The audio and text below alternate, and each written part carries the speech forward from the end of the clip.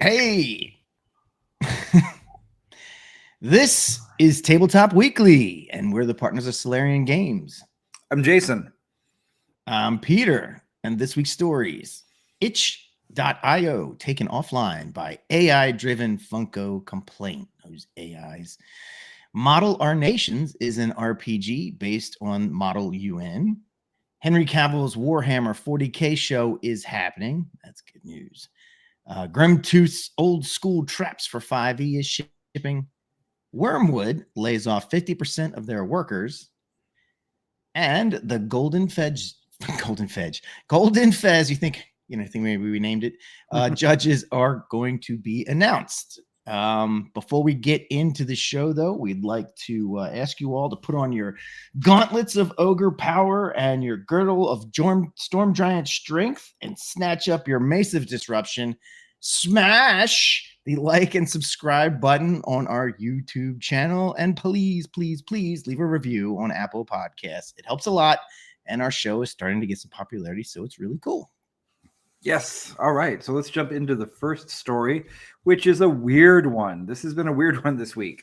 All right. So itch.io, if anybody is not familiar with it, is sort of the indie alternative to drive-through RPG. It's actually got both video game and tabletop game stuff, but I only pay attention to the tabletop game side. It's pretty much the best place to go if you want to see indie creators doing their thing. And we have done some stuff with them before. Really cool place. They've gotten very big. And a couple of the things that they've done recently is they've started allowing their creators to do something where on Blue Sky they can mention their itch.io profile on Blue Sky. I don't really know what the whole thing with that is. But as they grow, people can just kind of put whatever they want up there, and they have only so much that they can do to, watch every single person.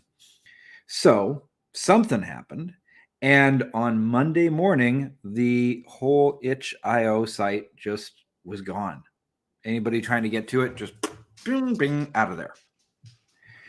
So apparently what happened was Funko, as in Funko Pops, the big bobblehead looking things with the big eyes that they make about 10 million versions of for everything, and you can even make your own,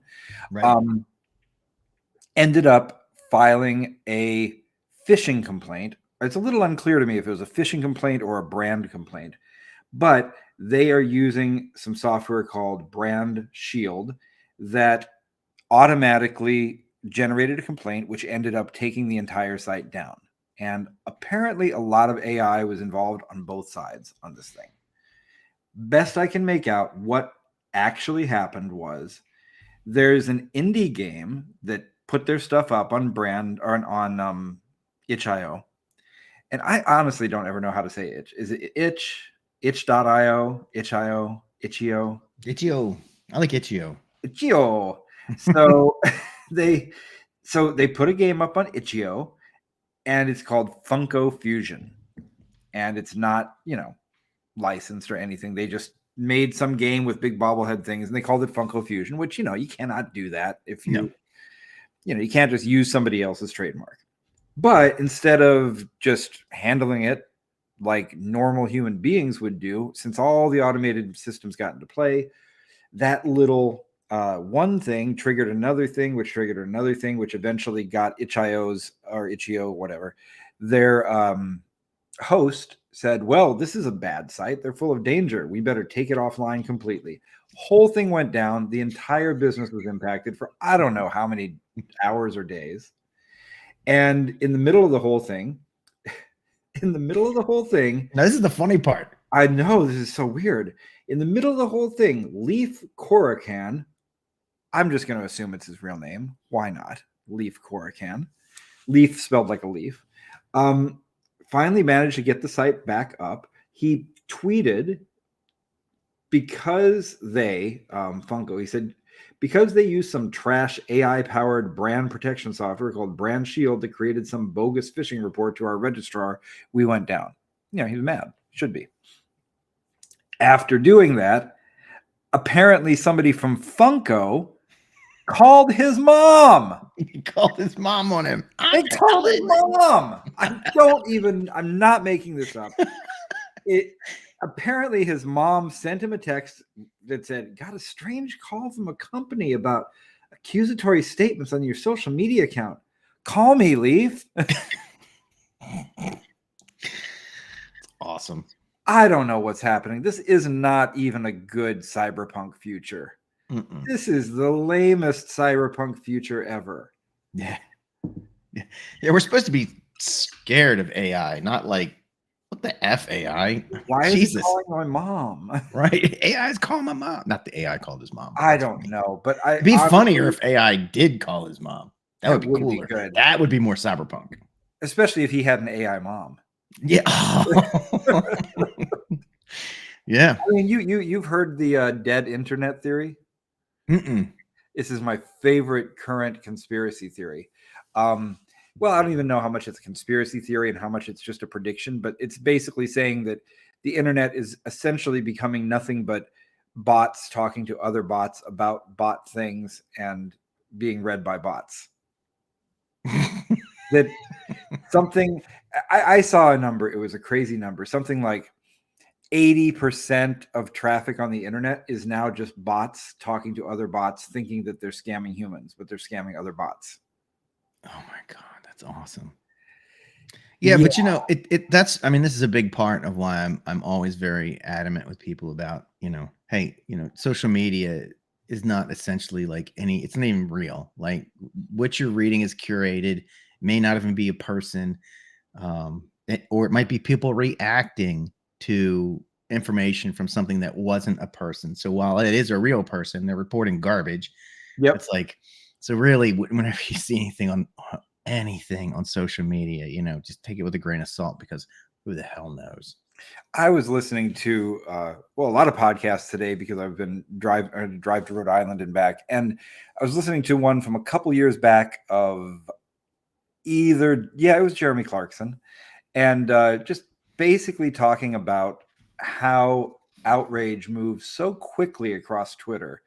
And it looks like it's the biggest thing in the world, and every newspaper uses it as a cheap out, so they don't have to hire reporters to do any reporting. They just say what happens on there. But even if it's the biggest thing on social media, it's still a tiny fraction of the actual real world. You can just ignore it.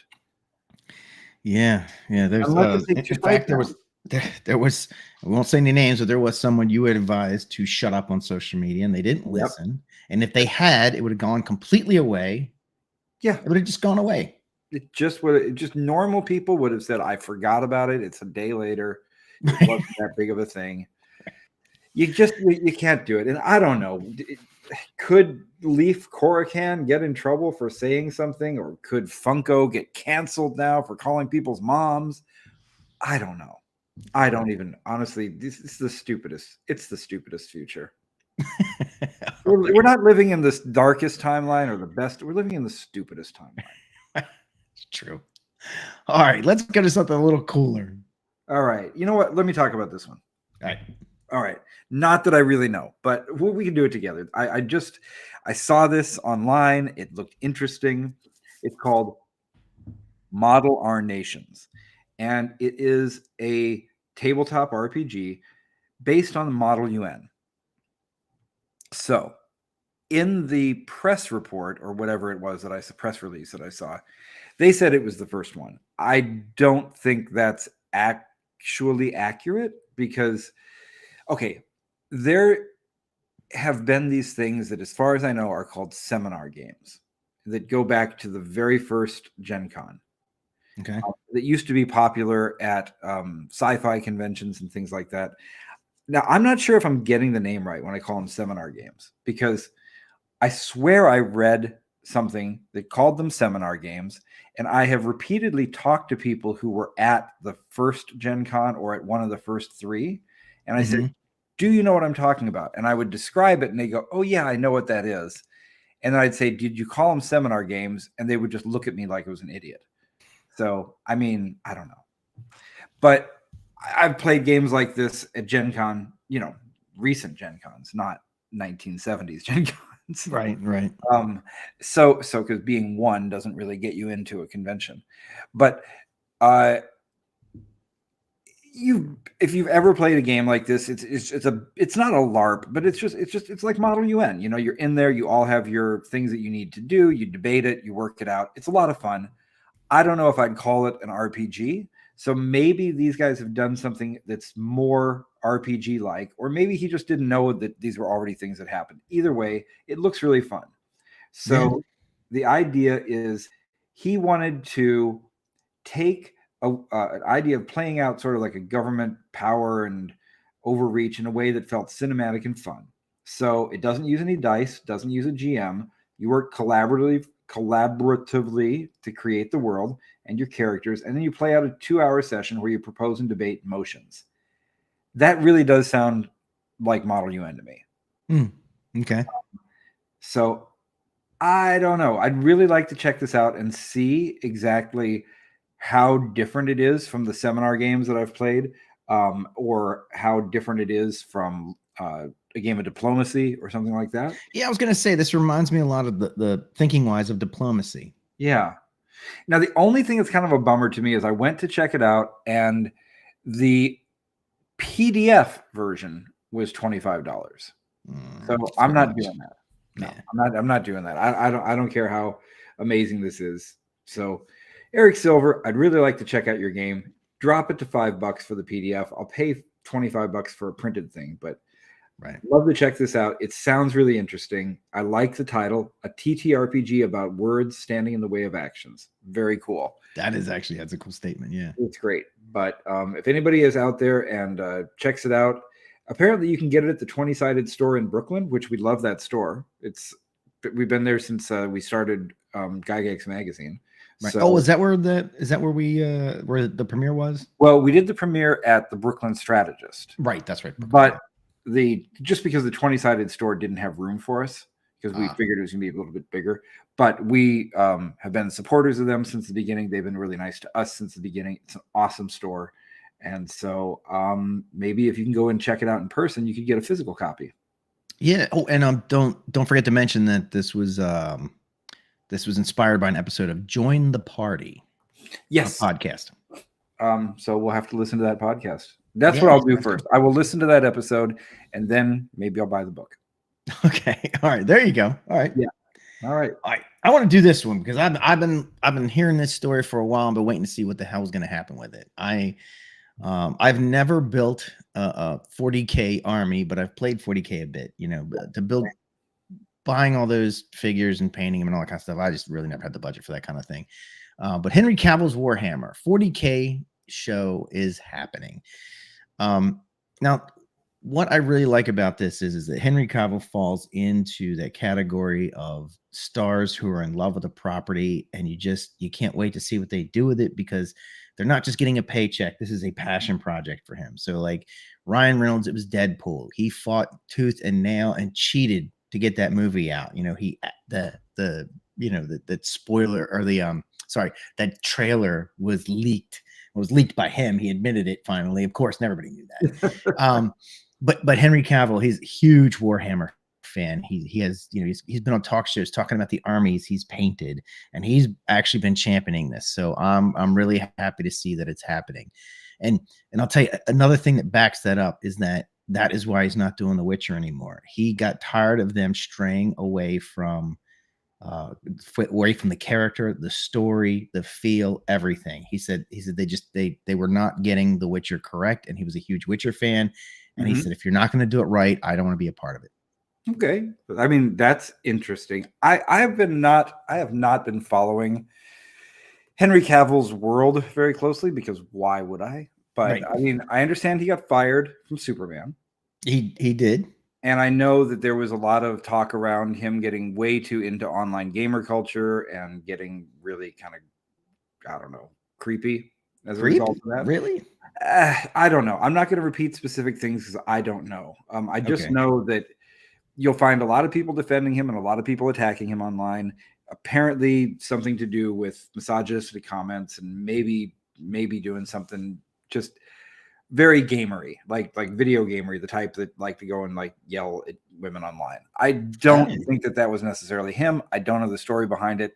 I would have to look into it more. I'm not going to sit here and throw a bunch of stuff around there, but I'm a little cautious about what sort of dude this is. But Right. on the other hand, assuming that it's just something where maybe he's somebody I don't want to have a beer with, but he's perfectly okay, I would like to see this, because Yeah. I'm the closest I got to Warhammer myself is playing in other people's games with other people's armies. Yeah. And reading the novels by one of the novelists is really good. I forget which one. I read some of the Warhammer novels, the ones that were done by the really good writer, and got completely into them. I love the setting. I love the world. It would make a great movie. So I'd like to see it. I'm excited. And it's going to be an Amazon project. How was that? TV show, not movie. Well, yeah, I'm sorry. Right. Correct. TV show. But it's going to be an Amazon series, and Amazon apparently loves to jam money into their series. So yeah, I'm sure he'll get a lot of money to make it. Maybe he'll get $1 billion like they did for the, what was it, the Rings show, the Rings of Power. Well, I mean, I mentioned I was listening to a lot of podcasts today. It was all Top Gear Grand Tour hosts and their various things. And each one of them at one point was talking about when they took the Grand Tour to Amazon, how well Amazon treated them, how much money they put into their projects, how much freedom they give to their creators. So that could be a good sign.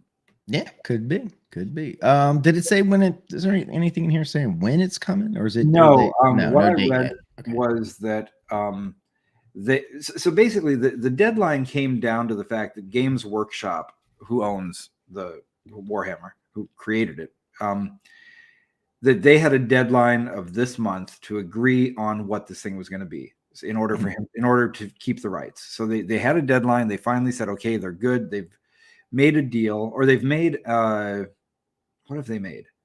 They've made something. They've made some kind of agreement, and I guess the deal is still being worked out. So they definitely have not started working on this yet. But the important thing is it's been greenlit, and it is going to happen. Right. So, sounds good, man. I would guess we're probably not going to see anything until 2026. Probably not. Yeah. Oh, wait a minute. Do I not have? Back. Oh, I got the wrong picture. You find some pictures. I'll tee up the story. All right. So got it. Nope. Here it is. Grimtooth's Old School Traps is now hitting shelves for 5e.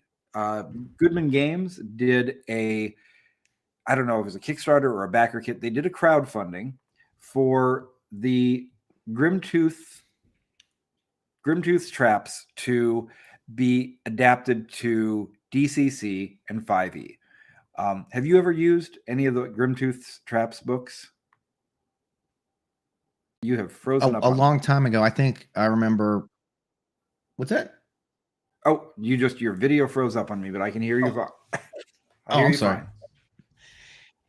Okay, so yeah, Grimtooth. I had the first book. If I'm remembering this correctly, it was a digest size, like saddle stitched book with a cardstock, basically, like a decent cover and everything. And I think it was all black and white on the inside. Oh, maybe. If it was, then I came to the party later, because the first. I'm pretty sure that's what it was. It would have been 1987. Okay. I mean, I honestly don't know what year I would have picked one up, but the first one I ever saw was a full size, perfect bound, not that thick, but it was perfect bound, and it was, oh my gosh, was it Flying Buffalo? Who did it? I don't remember. Anyway, let's pretend it was Flying Buffalo. I'm not sure, but anyways, yeah, they were great. They came out with so many of them. I think there might have been as many as 7 or 8 books. I'm not sure.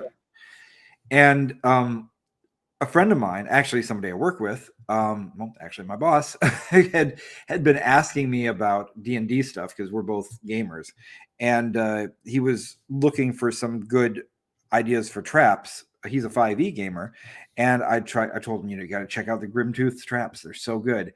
And that's when I found out they were actually going to make a 5e version. So I've been excited, waiting for this to come out. And we actually have a couple of them up on the screen here. So let's take a look at some of these things, because they're just great traps. Let's what do we have up on the screen first here? So there's a door trap swing. This is the swinging. Hold on, let me give the name for this one. Okay. This is the Delvermatic Dicer and Malingerer. Right. Sorry. Yeah. Yeah, and So it looks like, you got your picture here. They come walking in. First guy sets off the it looks like a trap door from the ceiling, which drops down, which then hurls the next person, like smashing that first person. Then it hurls the next person into that ceiling door that it slid down, which has spikes on it, and that person gets all chewed up. Oh wait, it got two people because there was a hook. I didn't notice it. Right, there's a hook on the end of that little drop thing, and it hooks the third person, and the fourth person gets hurled into the spikes. It is it's devious. Yeah. So when I got the first book, and maybe I'm wrong, maybe it wasn't a digest size. It might have been a full size. I don't know. I seem to remember it as a digest size. But anyway, it doesn't matter. I remember looking through that thing and just being like, okay, so this is like if you want to kill the whole party. There's a bunch of stuff in here to kill the whole party. That's what this is, a book of TKPs, right? TPKs, sorry. Yes. Sorry, dyslexia. Total kill parties. Yeah, total kill party. That's sort of the opposite, right? A total kill. Anyway, doesn't matter. So I was just like, I don't think I ever really used that book, maybe once or twice, because there was a couple traps in there that didn't.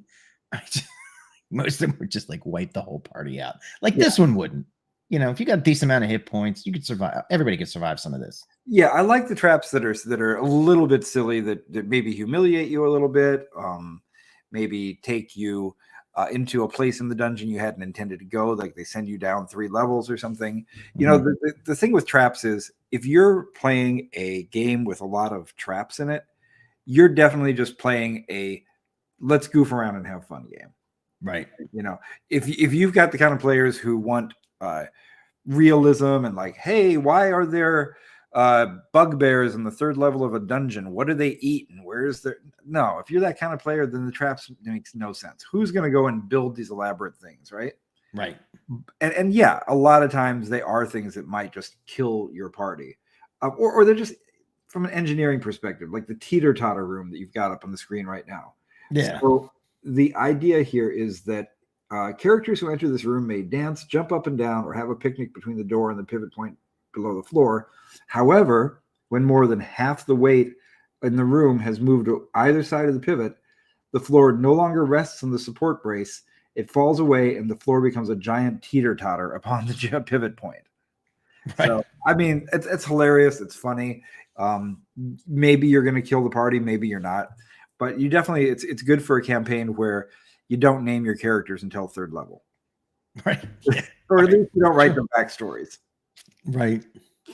So right, and then there's a couple more. No, that was it. That's it. So there was that one. There was the one I had in between here. There's a spider web fuse, which is an item trap.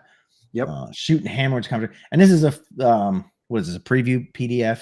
Yeah, this is just a preview of some of the things that are in there. The actual book is massive. And I love the artwork. This is old school. I mean, this actually is the original artwork. I recognize. Okay. Yeah, I recognize some of the artwork, and I don't recognize the names of the artists that I see signing it, but I have seen, especially that one of the shoot and hammer trap that's in the top left with that little goblin guy. That's kind of, I think that might be Grimtooth. I think that's Grimtooth. Because he shows up in all the illustrations. Right. It's absolutely fun. I mean, even if you're never going to use these things, it's fun to read. Yeah. Oh yeah. Oh no, it was great. I loved reading and chuckle while you read that thing because you just imagine it happening. Not really happening to people, but happening to people's characters. Yeah. So, anyways, it's really good. I plan to pick this up. The thing about traps is you don't really need much in the way of mechanics and rules. You really just need to know how the trap works. So I just like to pick it up so that I don't mess up my old books. Right. So cool. Very cool stuff. Oh, and they Goodman. I mean, like. They just do so much. Their products are always top shelf. Like their books, these big fat books that they put out, are just amazing. I have several of them, and they're just awesome. Yeah, I think it's pretty fair to say that Goodman is, if anybody's carrying the torch of TSR, it's Goodman. Yeah, it's not Paizo, it's not Watsy, it's certainly not some tattooing scam artist from North Carolina. It's Goodman Games. They are gritty fellow, I hear. Yes, gritty fellow. They're actually putting the stuff out. it is amazing. And I think they're the ones that are going to be putting out all of the Gary Gygax stuff as well. Oh, okay. It's re-released. I think. I hope I'm not wrong about that. I'm usually wrong. Okay. Okay. Let's go to the next story. All right. Let's see. There it is. All right. Oh, boy. This is kind of sad, but I put some thought into this because it sounds bad at first, but then when you think about it, hey, it's business, right? So Wormwood lays off 50% of their workers. Wormwood is the company that makes those awesome custom tables that are like $10 million. But they're bad. They are really cool. Like they're not really 10 million, but they're worth what you pay. The stuff that they make is cool. Yes. Yeah. I have no need for something like that, but it is really badass. Yeah, and it is way overpriced. Yeah. It's way over. I mean, here's the thing. They were cool because they were the first company to come out and make really quality furniture, quality heirloom quality gaming accessories and tables. And that was great. And the vision for the company was a very cool one, that they were going to do this and really take it seriously, make it into a big business, do all this great stuff, and have a little fun while they were doing it, right? Mm-hmm. But I mean, I'm not surprised to see this happening because they basically did this to themselves. I mean, yep. We know their prices are too high and everything like that, but their what do you call it? CEO or he's a CEO. Well, I don't know because okay, this guy Douglas Costello. It has him listed as CEO and co-founder. Now on his LinkedIn, he says that he is the former chief boss monster of Wormwood. But he still has himself listed as broom. I don't know. It doesn't matter because the guy is a prick. Yeah. The guy is a world-class prick. Oh, do you know him? Have you talked to him? No. Unfortunately, I followed all of the stuff where he's a major bro. I mean, he's absolutely one of these people that reads way too many of those 4-hour work week books or whatever. Oh, and right. So there was a whole thing with him a year or two back when he was caught on camera berating all of his employees and trying to cover up sexual assault that was happening in the company and stuff like that. What? And yeah, and then he tried to make this jokey video about it, which just blew back on him even worse. They had a whole lot of problems with employees getting injured at work, and then safety measures not being taken. It was just a huge mess. And so you combine the fact that they were selling really, really high priced stuff, and the fact that there was a lot of new competition coming in that was making equally good stuff at lower prices. Yeah. And the fact that then he had this big blow up on social media where a lot of people saw it and went, I don't know if I want to support a company like that. I think that basically just killed their business. And so, yeah, it kept nosediving, but frankly, it was a bunch of kind of frat bros that really didn't know what they were doing, that made some really cool stuff, but they were a little bit too much in love with themselves. And I feel bad for the people that lost their jobs. That's who I feel. I mean, I definitely feel bad for them. And I hope that they find better work doing the same kind of stuff, because the people who worked there were really talented. And I'd love to see them start something new and maybe something people could afford. Yeah. Yeah. I mean, they got the skills. They know how the business works. They could always become his competition and put him out if they wanted to. Yeah. Now, I haven't seen this video that you got mentioned in the notes, but this fits with what they do. They had this whole thing where they were making sort of reality style videos about the company. And that's where they got a lot of these kind of their bad press, because they were very tone deaf. But, of course, they made a video called "We Laid Off Half of the Company." And I guess tried to get, I'm sure they monetized it and tried to make some money out of that video too. Probably. It was really weird. I watched the first 5-10 minutes of it, and it was, it's shot like a documentary. Like when you watch a comedian special and you see the comedian come from the back door out to the camera's following this guy as he's walking out. And the meeting's already happening. It's it just looks produced and pretty insensitive way to describe firing half your company. Right, that's what I mean. Like it seemed like why would you put this much effort into filming this like it's some kind of production or something? Like that's kind of Well, it's kind of rude. that's this guy's MO, this Douglas Costello guy. He fancies himself a personality. He Hmm. he thinks he thinks he's the personality, and that's why people go there to buy his personality. Nobody knows who the hell he is unless they watch the videos, and then they see some self-important prick, going around trying to look cool while he fires people. So Well, I did little digging on the numbers, and I mean, not like real digging. I'm not like an yeah, investigator, but from what I read, their first Kickstarter was like 25 million, and then they did another one for yeah, 20 million, and they've been making 30 million in revenue per year for the last few years, but they're now down to 15. So that would explain the 50%. And like you said, it's probably because it's overpriced. There's a bunch of competitors. And then of course there's market, right? The market is not for something like this is not growing at the no, same rate, you know. So you pretty much you've got the people who are going to buy them, and then there are people who are now just getting around to like either being able to or putting it together to buy one. But your big crowd, your big chunk of people that were going to buy this have bought their tables. yeah. I mean, that's the thing. If you're going to buy a gaming table, their gaming tables sell for like $10,000 or $15,000. Or again, if I'm wrong about the number, I'm wrong about a lot of stuff. But They I are know expensive though, they're really. way beyond anything I can afford, right? Right. So if you're somebody who's going to be buying one of those tables, you have to have several criteria. You have to have enough money for one, which means you're probably older. You have to have the time to play the games that would justify doing it, and you have to have the space for the thing.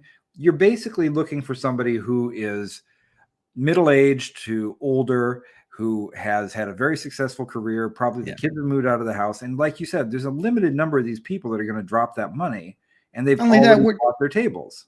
not only that, but the people who are like you said, these you put these criteria together. The people buying these tables are generally not people who have time to play games like this.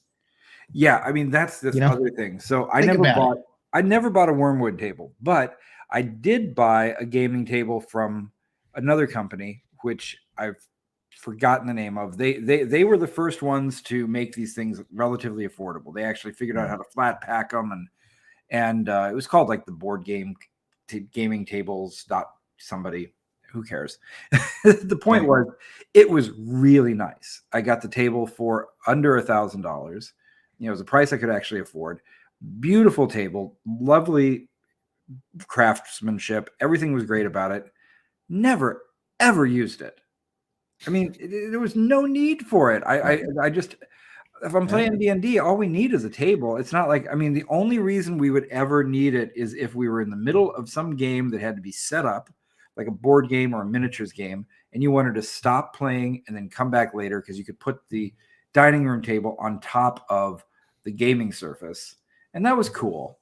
But when we moved across country, we did not bring it with us. I think I ended up, no, I sold it. I did sell it. I didn't give it Okay. away. But the point is, these are the kind of things they seem really cool, but then ultimately you just don't need it. Right. Not only that, but I mean, if I'm sitting at this table, I mean, I don't know where to put my drink. I don't have, like, where Well, do I okay, write? Where do I put my paper down to write? that's true. I mean, the thing is that the table we're looking at on the screen here shows all the miniatures laid out in the table area, and then around the edges you've got the lip of the table, and you don't see places for that. Most of these tables have some accessories. They have like cup Okay. holders and A places. pull-out drawer and stuff. Yeah, I mean, and that's Yeah. kind of cool because you do need to use the surface of the table for the stuff you're using it for. But I mean, the best thing I can think of these tables, the best use is a gaming store. Yeah. Oh, If you have really a good for a cool, gaming store. yeah, Sure. if you have a cool or a club or a store or something that's dedicated to it, that's cool. But that's not going to sustain your company. It's not going to keep making $30 million a year for your whatever woodworking company. It's just not Right. going to happen. So. Nope. Goodbye, Wormwood. Hopefully, somebody cheaper and better comes along. Right. Right. All right. Well, we're down to this thing. Hey, look at that. The Golden Fez Awards. Yes. All right. So we're doing good. We've got a lot of entries. There's still another couple of weeks available. So you can get your entries in before December 31st. And we also have the judges to announce. Yay. Yay. All right. So let's see. I'll just run down. What the hell? All right. All right. So the judges, the head judge will be Mary Lindholm, of course, James's wife. And actually, I should mention it again in case somebody's listening to the podcast and they don't listen every week. Right. So the full name of these awards is the James Carpio Memorial Golden Fez Awards. And these are in honor of our co-founder, James Carpio. And one of the main points of the awards is that we're thinking about the games that James loved, the kind of games that he would want to give awards to. And so his wife, Mary, and his gaming partner and life partner and everything is accordingly the head judge because she's the best suited to know what James loved. Yep. And it's also fitting that it's a game award from James, and because you'd have to go back another episode. We're not going to get into all of the reasons why James was like the most gamer of us, right? Yeah. And so if anybody had an opinion on a game or knew anything about a game, it was James. So it makes sense. Like doing an award in my name would be a little disingenuous. I like games, but not like James did. Yeah, exactly. So Mary is the head judge, and then of course you and I are our next two judges. So Peter Bryant, Jason Elliott, and then Oscar Rios, who is one of James's closest friends, and he is the founder and owner of Golden Goblin Press, and he is a 4-time Emmy winner. So he knows a thing or two about quality games. He does. Mark Hunt, who is the creator of the new Gangbusters and a friend of all of ours for many years, who we just have a lot of respect for and who knows his stuff. And then Jen Gerber is the final judge, and she is she the head of TotalCon? I don't know how to describe roles over there. I don't exactly know what her position is, but she's right up there with Steve. Like, I mean, she's kind of like Steve's right-hand person. Or he's her right-hand person. No, well, I think it's Steve. I think Steve is okay, top. Well, I don't know what their internal divisions are, but Jen runs TotalCon along with other people who run TotalCon, and it's our favorite convention of the year. Yes. And it's where the Golden Fez Awards are going to be held. And if anybody knows about all the different games that are happening all the time and how to kind of look at them, it's Jen, because she sees so many of them. Right. So we're very happy to have this lineup. I'll just repeat it again. Mary Lindholm, Peter Bryant, Jason Elliott, Oscar Rios, Mark Hunt, and Jen Gerber. So those are going to be your judges for the Golden Fez Awards. Yeah. And another thing about Oscar is not only was he a good friend of James respected him a lot. Yes. You know, he talked well of Oscar. So I think it's a good fit. Yeah. I mean, I'm very happy that every one of these judges is somebody that I'm sure James would say, yeah, that person, I would agree with their decisions. So right. So please, if you're listening, go to goldenfez.com. If you have a game that you would like to nominate, it can be yours. It can be somebody else's. We will judge the heck out of them, and we will announce the winners in February at TotalCon. Yes. And I think that's all we have for this week. Yeah. Oh, and when we do it, when we announce it at TotalCon, you obviously will not have to be there to hear it. We will. Yeah, winners do not have to be there. We are going to, right? We are going to A, film it, but B, hopefully stream it. I don't want to commit to the streaming yet because I got to see what the connection is like and all that. I got to play with it a little bit. But our intention is to stream it live. So it'll be, if we do, it'll be around 11 o'clock on Saturday night, Eastern Standard Time. Yeah, you'll definitely be able to see it online, whether it's live or not. We will see, but we will be videoing it. And so that's the Golden Fez Awards. That is Tabletop Weekly for this week. Please like and subscribe on YouTube if that's where you're watching it, or give us a good review on Apple Podcasts, and we will see you next week.